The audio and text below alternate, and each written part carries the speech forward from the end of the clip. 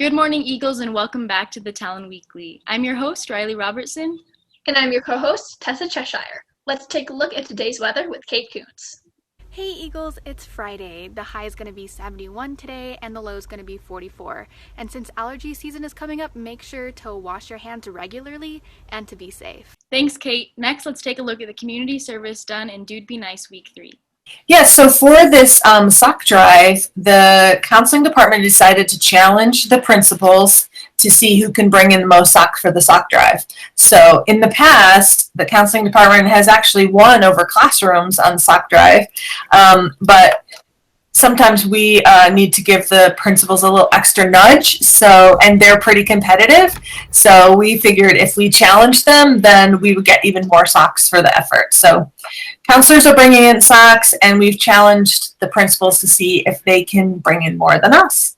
Thank you for your participation this month, Eagles. Remember to stay tuned on EHS social media for more Dude Be Nice updates for the final week. Also in today's news, here's one of Eldorado's seniors, Daria Mosolei, who is verbally committed to play soccer at Ferris State University in Michigan.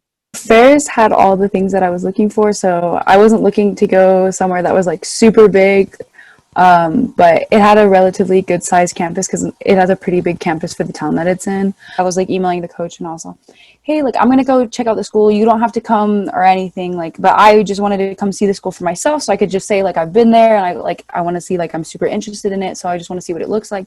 And he was like, yeah, like we can meet this Saturday. So then like I was like, oh, so he's like kind of interested in me because he's like usually like coaches don't go out of their way if they're not interested. So it was like, I was like, oh, so like maybe he is super interested in me. So I got to go see the school. And Daria is excited to play in college and for what lies ahead in her future.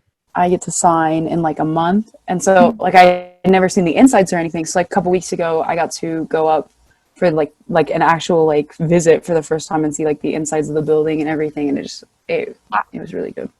Next, here's senior Jackson Krawchuk, who's pursuing a future in professional bodybuilding. I think a lot of people have like the wrong opinion of like what bodybuilding actually is. Most time, it's just supposed to be looked at as you creating and shaping your body to like what you want it to be. Media kind of blows that out of proportion a little bit, but like for the most part, everything is mostly attainable.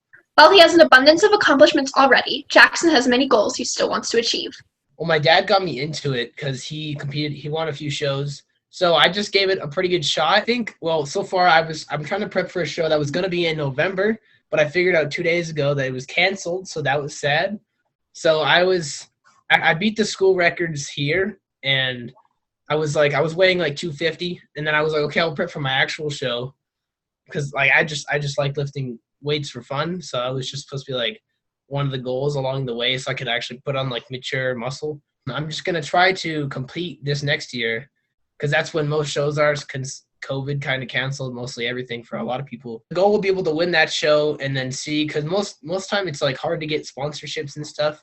Mm-hmm. But usually if you win them, especially here, like the plan was I could win this show, go into the NPC Nationals where I can like get a chance at turning pro, and then if I can turn pro, then we'll start actually getting into it, and I'll have more chances to go and like do fitness stuff and make products and do all that fun stuff. The main reason I got into this was just because there's a different aspect where you just want to understand.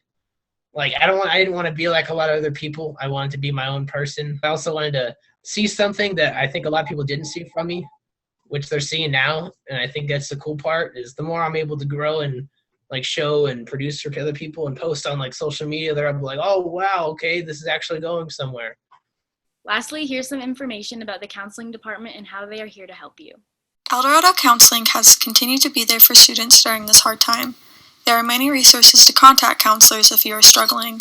As a counseling team, is we went through our English department and we presented them with a survey for them to hand out to all students. I think we have close to 750 students who have given us their contact information. Another thing that we've done to reach out to you guys is we've created grade level classrooms. Ms. Mertens has expressed that it has been a struggle for all counselors to contact students due to lack of social connection. One of the obstacles that we had was when a teacher was like, "Hey, I'm really concerned about the student."